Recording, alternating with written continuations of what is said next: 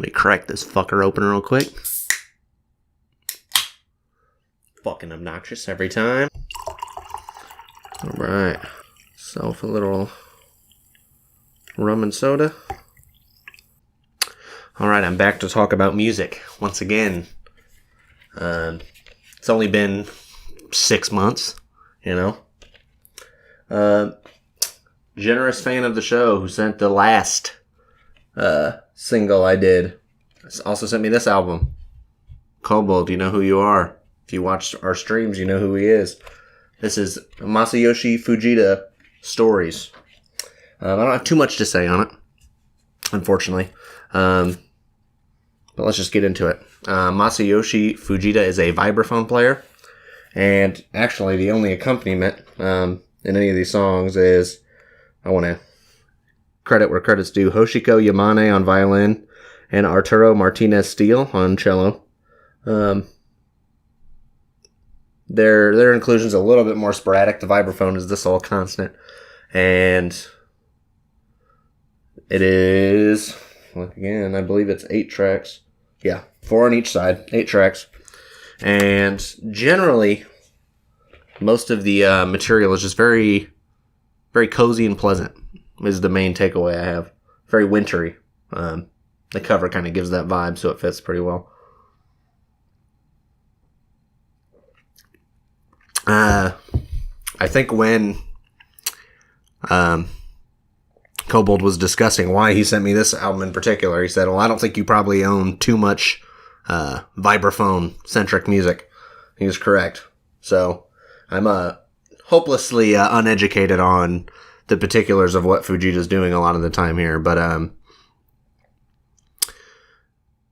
the entire experience, I mean, I've listened to it back to front maybe 7 or 8 times just to really make sure that I felt like I was equipped to talk about it, but really I'm just left with recommendation.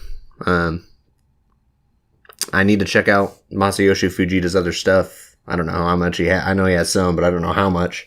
But just a very pleasant, wintry, good. I spent a lot of time writing different videos or whatever while I was listening to this, and reading and writing to it. It's perfect. People are always on the hunt for study music and shit. I think Fujita is good, and he probably deserves a little bit more attention considering I wasn't familiar with him before this.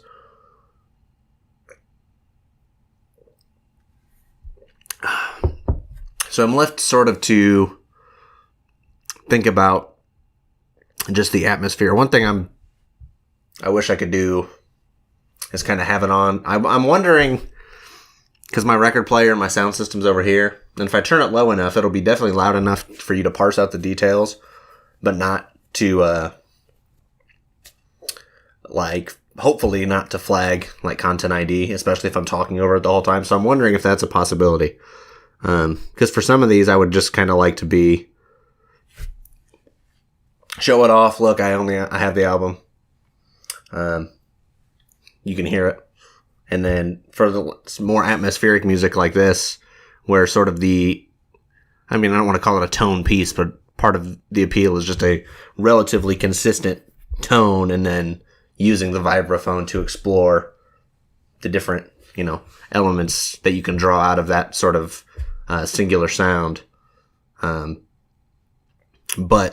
it would be nice to be able to show it, because I have the feeling that for the minimal amount of people who watch this, if you can hear it before you have to go search it up independently, you're more likely to check it out. I also want to, I don't think I did this on the last one, the Agi one, but I do want to point out the packaging a little bit. And I like to film these vlogs in the dark, but maybe that's not the greatest idea. I could probably flip a light, actually. 1 second, or I can turn this up. Oh, shit. My secrets are being exposed. There we go. It's too bright, though. So here's the cover again. Very nice. Very aesthetic. It's my vibe. Whites, grays, and blacks. But the packaging is the cover again. And then on the back we have poems in English, and then I presume they're original Japanese versions. You probably can't read them. But, and more, copyright shit, all that. But, I actually like to sit and read these as I was listening to it some of the time if I wasn't doing something else. The first couple times I would read these as I go. Of course, they're kind of short in comparison to the track lengths, but I'm trying to remember what my favorite one was. The second track on side B, Swan and Morning Dews, okay? A swan lives on a lake one sunny yet misty morning. As water drops fall down from the leaves into the lake, she wakes up and spreads her wings. Or the last track on side 2, side B, track 8, Memories of the Wind. Hundreds of years later, the night and the spirit Hundreds of years later, the night and the spirit are already gone. The broken statue of the night lies on the grass. No one knows their story anymore. Only the wind and the trees remember.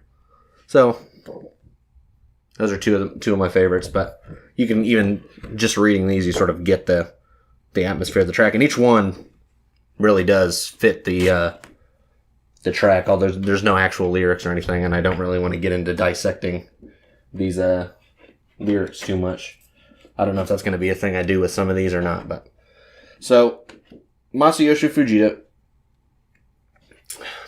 Fujita stories.